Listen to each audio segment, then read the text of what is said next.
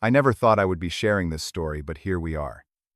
I am Darren, a 32-year-old software developer living in Seattle. For 2 years, I was in what I thought was a perfect relationship with Jessica, a brilliant marketing executive. Everything changed when she suggested an open relationship after attending her friend's wedding. I hesitated, confused by her sudden proposal. Little did I know that her best friend Allison would become entangled in our mess. I never thought agreeing would lead to my entire life imploding. So where are you watching from? Hit like and subscribe if you have ever had relationship rules backfire on you. Trust me, this gets wild. Looking back, I should have seen the warning signs. My parents had a messy divorce when I was 13, which left me with trust issues that followed me into adulthood. I had my heart broken twice in college by women who said they wanted commitment but eventually cheated. Then I met Jessica at a tech conference in Chicago 3 years ago. She approached me after my presentation on cybersecurity solutions, asking insightful questions that showed she had actually paid attention, unlike most marketing people at these events. We exchanged numbers. And by the end of the conference weekend, we had spent every evening together, exploring the city, talking until 4 in the morning, about everything from childhood memories to our career ambitions. Our first year together was nothing short of perfect. We shared a love for obscure documentaries, had weekend hiking trips to national parks, and spent holidays meeting each other's families. Her parents lived in a small town in Pennsylvania and welcomed me like a son. My mom, who is notoriously critical of everyone I date, actually approved of Jessica, which felt like winning the lottery. We moved in together after 14 months, finding a 2-bedroom apartment with a view of Lake Union. Everything seemed to be progressing naturally toward a future I could finally believe in. Then, subtle changes began appearing in our relationship. Jessica started checking her phone more frequently, sometimes smiling at messages but closing them quickly when I entered the room. She made new friends at work that she never introduced me to. She began staying out later for work events that seemed to multiply on her calendar. I tried not to overthink it. Jessica had always been social and ambitious, and I trusted her completely. That was until she returned from her college friend Maya's wedding with strange new ideas. Maya and her husband David have the most interesting arrangement, Jessica mentioned casually one evening as we were preparing dinner. They are in an open marriage. I nodded, chopping vegetables without looking up.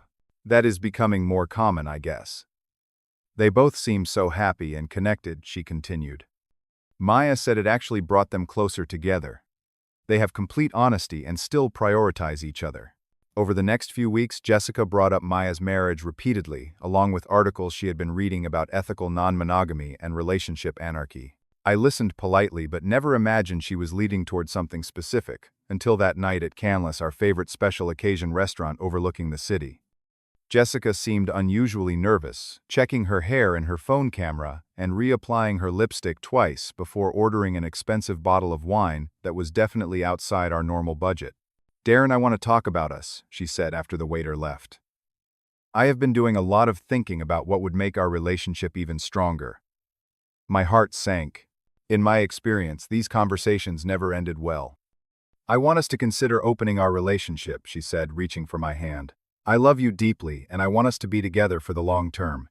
But I also believe we could explore connections with others while maintaining our primary bond." I sat there, stunned into silence, as she carefully explained how we could expand our definitions of partnership and challenge societal norms of possessiveness. She had clearly rehearsed this speech. "Are you not happy with me?" I finally asked, the words sticking in my throat.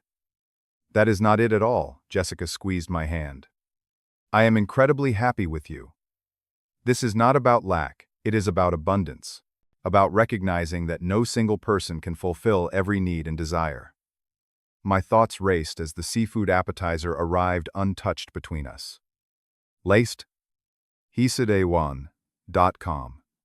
Lace.com. If I refused, would she leave me? Was I being closed-minded? Was I enough for her? I had always prided myself on being progressive and understanding. But this felt different. This felt like the beginning of the end. We would have rules, she continued, outlining her carefully thought-out boundaries. No mutual friends. Full disclosure before anything happens. Veto power for either partner. And our relationship always comes first. I nodded mechanically, trying to process everything. She seemed so excited, so certain this would enhance our relationship rather than destroy it. And I was terrified of losing her. I need some time to think about it, I said finally. Of course, she replied, though her smile dimmed slightly. Take all the time you need. 2 days later, after endless internal debates and a sleepless night, I reluctantly agreed. Not because I wanted an open relationship, but because I wanted to keep Jessica. Because I thought I could handle it. Because I was afraid to lose the future I had finally allowed myself to believe in. I had no idea how quickly everything would fall apart.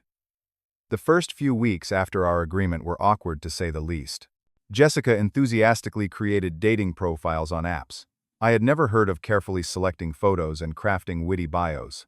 She showed me her profiles, asking for my opinion, seemingly oblivious to how each swipe of her finger across her screen felt like a paper cut to my heart.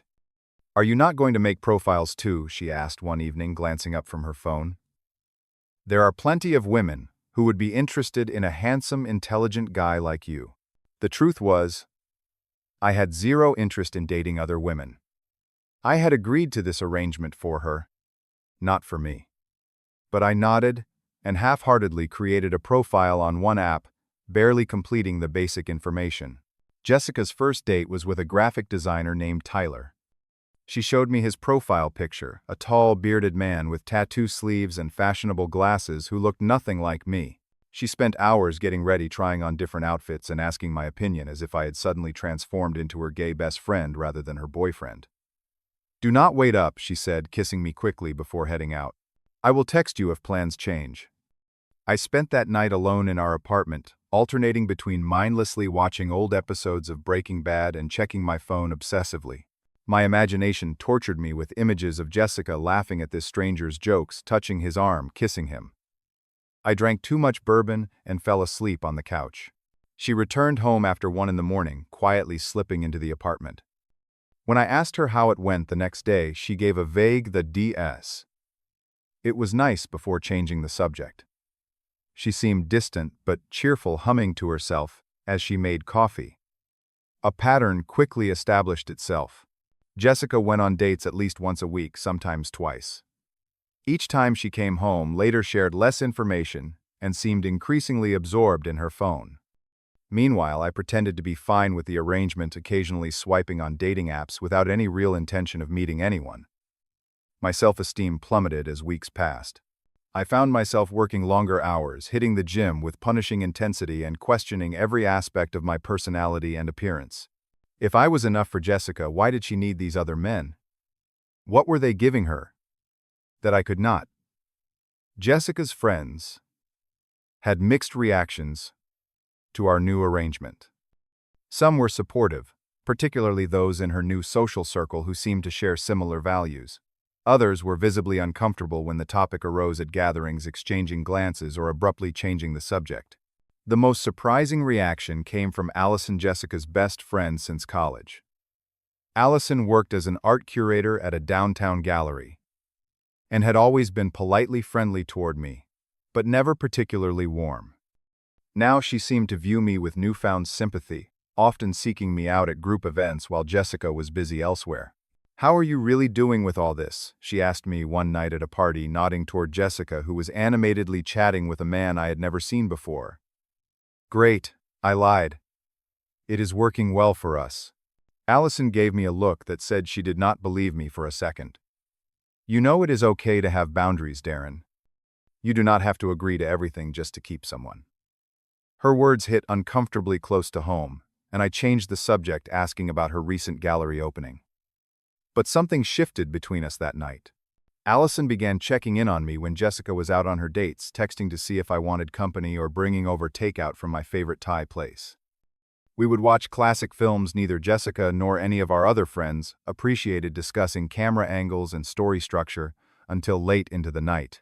As Jessica became increasingly absorbed in her new lifestyle, Allison's presence in my life expanded to fill the growing void. I found myself looking forward to our conversations, to her sharp wit and thoughtful insights. Unlike Jessica, who had always been somewhat dismissive of my interest in hiking, Allison shared my love of the outdoors. and we began taking weekend morning hikes through Discovery Park while Jessica slept in exhausted from her Friday night dates. I told myself there was nothing inappropriate about these growing connections. Allison was Jessica's best friend after all, and we were just supporting each other during a transitional time. But deep down, I recognized the dangerous territory we were entering, especially when I caught myself thinking about Allison during quiet moments alone. What I did not yet know was how quickly these precarious dynamics would collapse around us all. The breaking point came when Jessica announced she was going away for a weekend trip to Vancouver with Tyler, the graphic designer who had apparently become a regular fixture in her rotation of partners. "We will stay at this gorgeous boutique hotel downtown," she said, showing me pictures on her phone. "They have an amazing rooftop bar with views of the harbor." I nodded mechanically, feeling a hollowness spread through my chest. Jessica and I had talked about taking a weekend trip to Vancouver for months, but somehow never made it happen due to conflicting work schedules or budget constraints. Now she was going with someone else, staying at a hotel we could not afford, and seemed completely oblivious to the cruel irony. "Will you be okay alone for the weekend?" she asked, though her tone suggested she was merely going through the motions of consideration. "I will be fine," I replied, my voice flat. "I have that project deadline anyway." As soon as Jessica left Friday afternoon, her car loaded with weekend bags and a cooler of snacks for the drive, I felt something break inside me. The apartment suddenly felt both empty and suffocating. I had been sidelined in my own relationship, relegated to the role of roommate and occasional emotional support, while Jessica lived the exciting life she truly wanted. My phone buzzed with a text from Allison. Heard Jessica is gone for the weekend. "You doing okay?" I stared at the message for several minutes before responding. "Not really."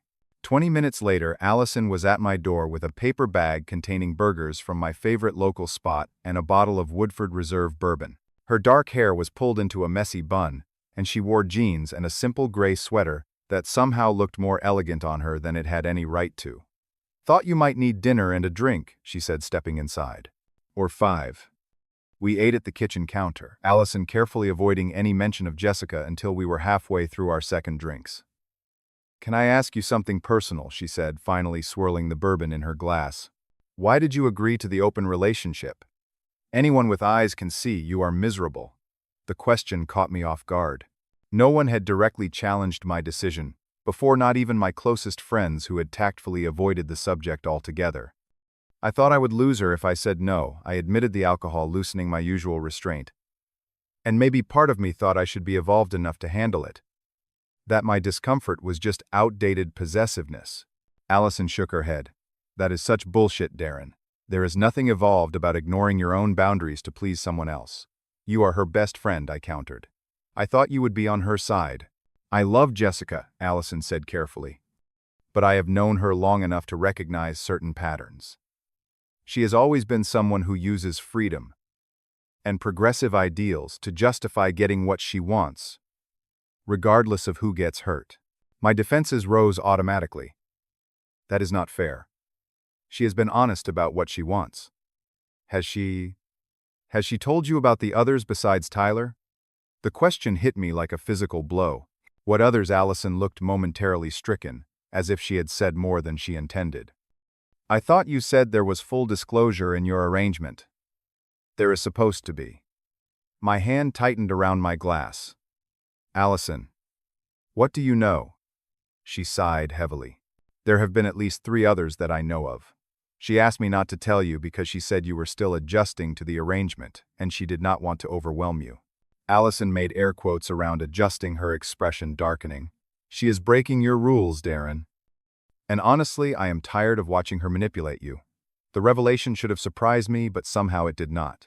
Deep down, I had suspected Jessica was not being entirely forthcoming, but hearing it confirmed by her best friend was another matter entirely. "Why are you telling me this?" I asked, my voice barely audible. Allison moved closer, her eyes meeting mine with an intensity that made my breath catch. "Because you deserve better. Because I cannot stand watching you diminish yourself for someone who does not appreciate what she has." I am not sure who moved first. One moment we were looking at each other across the kitchen counter, and the next her lips were on mine, her hands in my hair, and everything else disappeared. The guilt and confusion were still there swirling beneath the surface, but they were drowned out by the overwhelming relief of feeling wanted, of connecting with someone who saw me clearly. We moved to the couch, the bourbon forgotten, our hands exploring, with a mixture of hesitation and urgency. There was a moment when we both paused, the weight of what we were doing hanging between us. We should not? I whispered, even as my body contradicted my words. I know, Allison replied, her breathing uneven. Tell me to go, and I will. I did not tell her to go. Instead, I pulled her closer, losing myself in the comfort of her touch and the validation of being chosen rather than tolerated. We moved to the bedroom eventually, a line crossed that could never be uncrossed, our connection, both a betrayal and a liberation. Afterward, lying in the quiet darkness, the guilt began to seep back in, but alongside it was a strange, unsettling satisfaction. By the technical rules of our open relationship, I had done nothing wrong.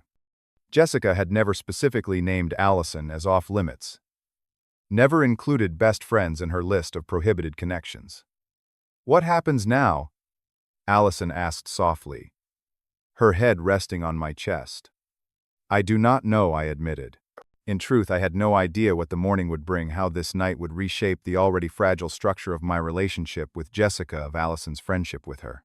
All I knew was that something fundamental had shifted, and there was no going back. Allison left early the next morning, both of us exchanging awkward goodbyes, and avoiding any definitive conversation about what had happened or what it meant. As I closed the door behind her, I felt a confusing mixture of regret and vindication, knowing that when Jessica returned, nothing would be the same.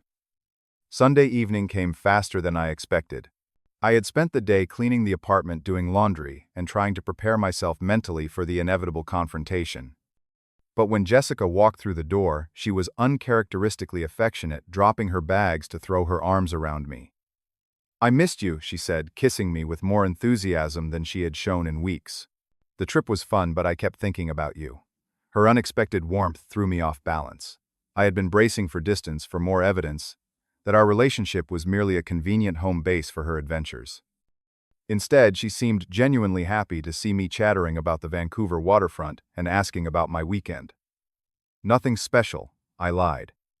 Just work and a bit of Netflix. We should invite Allison over for dinner this week, Jessica suggested casually as she unpacked. I feel like I have been neglecting her lately with everything going on. My heart rate doubled instantly. Sure. Whenever. How about tomorrow? I could make that pasta she loves. Before I could formulate an excuse, Jessica was already texting Allison, who responded with suspicious promptness that tomorrow worked perfectly. I spent the next 24 hours in a state of heightened anxiety, imagining all the ways the dinner could go wrong, rehearsing casual greetings that would not betray what had happened. When Allison arrived Monday evening, she looked as tense as I felt, though Jessica seemed oblivious to the crackling undercurrent between us. We sat awkwardly around the dining table. As Jessica served her special homemade fettuccine, the conversation stilted despite Jessica's best efforts to keep it flowing. More wine, Jessica offered, refilling our glasses without waiting for a response. I cannot believe we have not done this in so long. I miss our friend dinners. We have all been busy, Allison replied carefully, avoiding eye contact with me. Too busy. Jessica agreed, her tone shifting subtly. Darren has been working so much lately, and when he is home, he seems distracted. Almost like he has something on his mind. I nearly choked on my pasta. Just work stress. And Allison has been mysteriously unavailable on weekends. Jessica continued, her smile not quite reaching her eyes. Almost like she has a secret boyfriend she is not telling me about. The tension in the room thickened perceptibly. Allison took a large sip of wine before answering. No secret boyfriend. Just busy with gallery events. Jessica tilted her head, studying both of us with narrowed eyes. You know what would be hilarious? If you two started dating. Can you imagine? Neither of us laughed. Actually, Jessica continued, her voice dropping to a dangerous softness. I can imagine it. Because something is definitely off tonight. You two can barely look at each other, but when you do, it is like watching a live wire spark. My hands began to sweat as Jessica's expression hardened. Did something happen while I was away? She asked, directly. The silence that followed was answer enough. Allison looked down at her plate while I struggled to find words. That would not make the situation worse. Jessica, I began, but she cut me off. You slept with my best friend. Her voice rose sharply. My best friend, are you fucking kidding me? We did not break any rules, I said defensively, immediately regretting my choice of words. Rules. Jessica stood up so quickly her chair fell backward. You think this is about rules? Allison was off limits. That was understood. No, it was not. Allison countered, finding her voice. You never once mentioned me as being off limits. In fact, you told Darren there were no mutual friends off limits. That did not include you, Jessica shouted, grabbing her wine glass and hurling it against the wall where it shattered spectacularly. You were my best friend. How could you do this to me? How could I do this to you? Allison stood now too, her quiet demeanor giving way to simmering anger. How could you do what you have been doing to Darren? Using him as a safety net while you explore every option out there. Jessica's face contorted with rage. This is none of your business. You made it my business when you kept crying on my shoulder about how guilty you felt for breaking your own rules, Allison shot back. When you told me about Brian from Darren's office that you have been seeing behind his back, I felt like I had been punched in the stomach. Brian, my team lead. Brian. Jessica at least had the decency to look momentarily ashamed before doubling down. That is different, I was going to tell you. When I demanded, my own anger finally surfacing. When were you going to tell me? After the weekend trips. After breaking every single rule we agreed upon. You were not supposed to actually sleep with other people. Jessica screamed, her composure completely shattered. That was for me. You were supposed to be faithful while I figured things out. Her words hung in the air, the blatant double standard finally exposed. Allison looked at her with a mixture of pity and disgust. And there it is, she said quietly. You never wanted an open relationship. You wanted permission to cheat without consequences. Jessica turned her fury on Allison. You have always wanted him. Admit it. You have been waiting for an opportunity to steal him from me. This is not about me wanting Darren, Allison replied, though the flush on her cheeks suggested there might be some truth to Jessica's accusation. This is about you manipulating someone who loves you. I want both of you out of my apartment right now, Jessica hissed, grabbing another glass and hurling it toward the sink. This is my apartment too, I reminded her, ducking as a plate flew past my head. Then I will leave, Jessica shrieked, grabbing her purse. But this is not over. Darren, you need to decide right now. Me or her? Before I could respond, there was a sharp knock at the door. Our building's security guard stood in the hallway looking concerned. Everything okay in here? We got calls about shouting and breaking glass. Everything is fine, I assured him, painfully aware of how unconvincing that must sound, with Jessica visibly fuming and broken glass scattered across the floor. I am leaving anyway, Jessica spat, pushing past the guard. I need to clear my head before I say something I regret. The door slammed behind her with such force that a framed photo fell from the wall and cracked. Allison and I sat in stunned silence for several minutes after Jessica's dramatic exit. The apartment with its scattered glass and upturned chairs looked like a crime scene. I should go, Allison finally said, gathering her things. Maybe that is best, I agreed, already dreading the aftermath that would follow. It did not take long. Within an hour of Allison leaving, my phone exploded with text messages from Jessica, alternating between rage and pleading. How could you betray me like this? I love you. Please talk to me. You and that backstabbing bitch deserve each other. I was only seeing other people because I felt insecure. Please understand. I silenced my phone, but the digital onslaught continued on other fronts. By morning, Jessica had posted vague but pointed social media updates, clearly designed to paint me as the villain. When someone shows you who they really are, believe them. The first time, and trust is like paper. Once it is crumpled, it can never be perfect again. Friends began taking sides without even knowing the full story.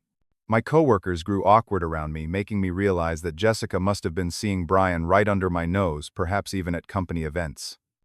The apartment that had once been our shared sanctuary became a minefield of memories and broken trust. What hurt the most was discovering the extent of Jessica's deceptions. Going through our shared cloud storage to separate our digital lives, I found photos she had never shown me, Jessica, with not just Tyler and Brian, but multiple other partners she had never mentioned. In her carelessly unlocked email that synced to our shared tablet, I found messages proving she had never intended to honor our agreement, including plans to potentially move in with Tyler once his lease ended. Jessica's behavior grew increasingly erratic as the days passed. She showed up unannounced at my workplace, creating a scene in the lobby that resulted in security escorting her out. She harassed Allison at her gallery, threatening to reveal personal information to Allison's professional contacts. She even went so far as to contact my mother, spinning a tale of my betrayal that thankfully my mom saw through immediately. The breaking point came 2 weeks after the dinner confrontation when Jessica cornered me outside a coffee shop near my office. She launched into a tearful speech about forgiveness and second chances, loud enough to attract an audience of uncomfortable onlookers. In that moment, something shifted within me. For months, I had diminished myself, compromised my values, and ignored my instincts to accommodate Jessica's desires. I had allowed her to make me feel inadequate, old-fashioned, and unreasonable for wanting basic respect and honesty. "No," I said, firmly interrupting her performance. "This relationship ended the moment you decided to create one set of rules for me and another for yourself. I deserve better than that." Jessica's face crumpled, her script, derailed by my unexpected backbone. "You are choosing her over me. After 2 years together, I am choosing myself," I replied, surprised by the calm certainty in my voice. For the first time in a long time, Jessica's manipulation tactics collapsed in real time, as she realized they no longer worked on me. Her expression cycled rapidly through shock, anger, and finally a kind of desperate panic as she understood she had lost control of the narrative and of me. "You will regret this," she warned, but the threat sounded hollow even to her own ears. "I already regret the past 6 months," I answered honestly. "But not this moment." As I walked away, leaving Jessica standing alone on the sidewalk, I felt a weight lift from my shoulders. The road ahead would be complicated. I was under no illusions about that, but it would be mine to navigate according to my own values and boundaries. Within a week, I had found a small one-bedroom apartment across town and moved out while Jessica was at work, leaving her a check for my portion of the rent through the end of our lease. I filed for a temporary restraining order after she continued to show up unannounced at my workplace, a step I never imagined taking against someone I once planned to build a life with. My relationship with Allison remained complicated. The circumstances of our connection were far from ideal, tainted by the betrayal that neither of us could fully justify, regardless of Jessica's behavior. We met for coffee a few times, trying to process what had happened, and what, if anything, might exist between us beyond the intense circumstances that had brought us together. Ultimately, we decided to give each other space. The foundation was too fragile, the history too complex to build something healthy right away. We agreed to revisit the possibility after time had passed, after we had both healed from the emotional hurricane we had weathered. I reconnected with old friends who had fallen by the wayside during my relationship with Jessica, some of whom admitted they had harbored concerns about her controlling tendencies, but had not known how to express them.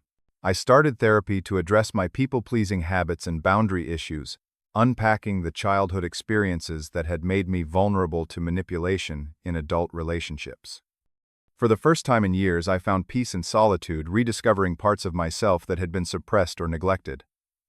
I resumed my weekend hiking trips, this time alone, finding clarity in the mountain trails outside Seattle. I redecorated my new apartment with only my preferences in mind, no compromises required.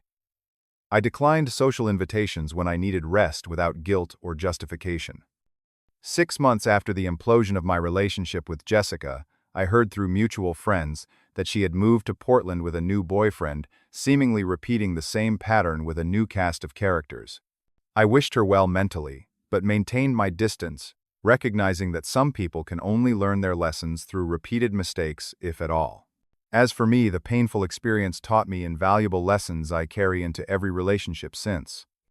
I learned to trust my instincts even when someone tries to convince me they are old-fashioned or unreasonable. I learned to recognize the subtle tactics of manipulation, the false equivalencies, the moving goalposts, the strategic victimhood. Most importantly, I learned that setting healthy boundaries is not selfish, or limiting it is an essential act of self-respect. The irony is not lost on me that it took a completely shattered relationship for me to finally discover what genuine freedom feels like. Not the freedom to do whatever you want regardless of consequences, but the freedom that comes from living in alignment with your own values, from honoring the voice within, that knows when something is wrong, despite all external pressure to ignore it. I am still a work in progress, still learning to recognize my worth and stand firm in my truth. But I no longer diminish myself to accommodate others, no longer twist myself into shapes that do not fit just to be accepted or loved. The greatest lesson from this painful chapter was simple, but profound, genuine love, whether from others or for yourself, never requires sacrificing your dignity or peace of mind. Sometimes the bravest thing you can do is walk away from what hurts, even when walking away is the hardest path. So I ask you this. Have you ever found yourself compromising your values in a relationship? How did you find your way back to yourself? Drop a comment below, like this video, if my story resonated with you. Subscribe if you want to hear more real-life experiences, and share with someone who might need to hear this message today. Thank you for listening to my story, and remember, your peace is not negotiable.